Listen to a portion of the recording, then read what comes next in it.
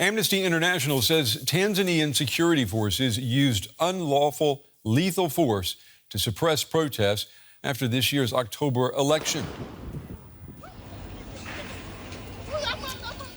In its latest report, the human rights organization says security forces fired live ammunition and tear gas at protesters. It describes how demonstrators faced beatings and arrests, and that the bodies of victims were taken to undisclosed locations. Amnesty says hundreds of people were reported killed or injured, though the government has not released official figures. Tanzania's president has announced an inquiry, but civil society groups are already questioning that inquiry's independence. Well, for more on that report, I'm joined now by Sikula Oniala. He's a researcher for Tanzania and Uganda with Amnesty International. It's good to have you with us.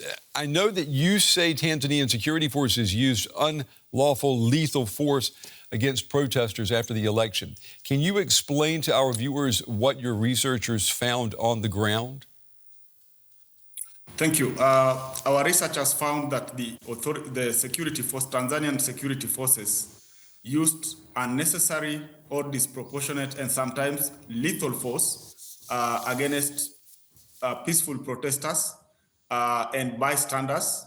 They fired live rounds of ammunition on people who are unarmed and who are not posing any threat of life to either the security forces or any other individual.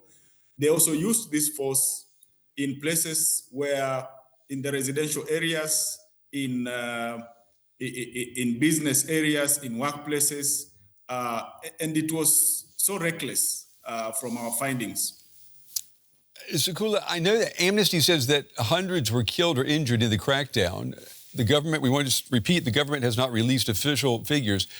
From what you have found, how widespread was the violence? I mean, are we talking about isolated incidents, or are we talking about a systematic crackdown?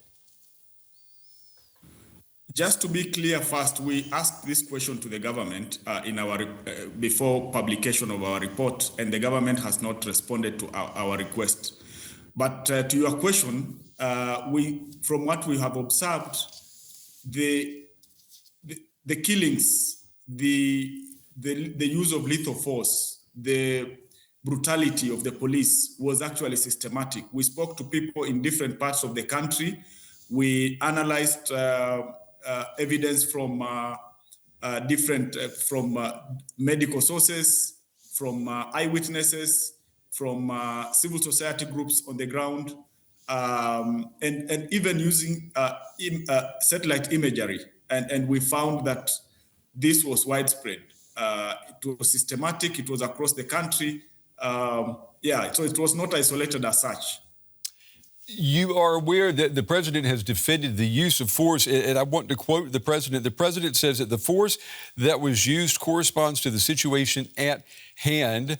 When we are told that we used excessive force in that incident, what were we supposed to do? Were we supposed to simply watch the mob of demonstrators who were prepared to overthrow the government until they succeeded? So the president says we had to do this. This was necessary. How independent do you think the inquiry into this violence, how independent do you think that inquiry is going to be?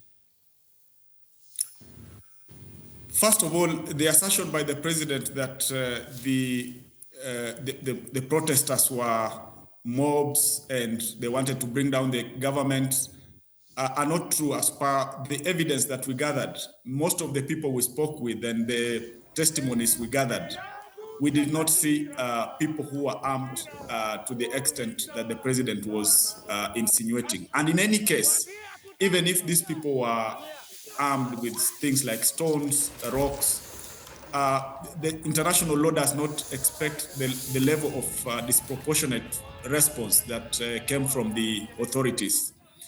On the commission of inquiry that was formed, our position as Amnesty is that we need to explore, to exhaust all the domestic mechanisms that have been put in place by the authorities. We expect that this commission should be allowed to conduct the investigations in an impartial, thorough, and independent manner. Mm-hmm.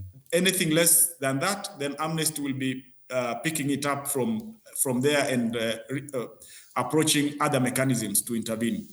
We will definitely be following this story. Sikula Oniala from Amnesty International. Sikula, we appreciate your time and your insights today. Thank you. Thank you very much for hosting us.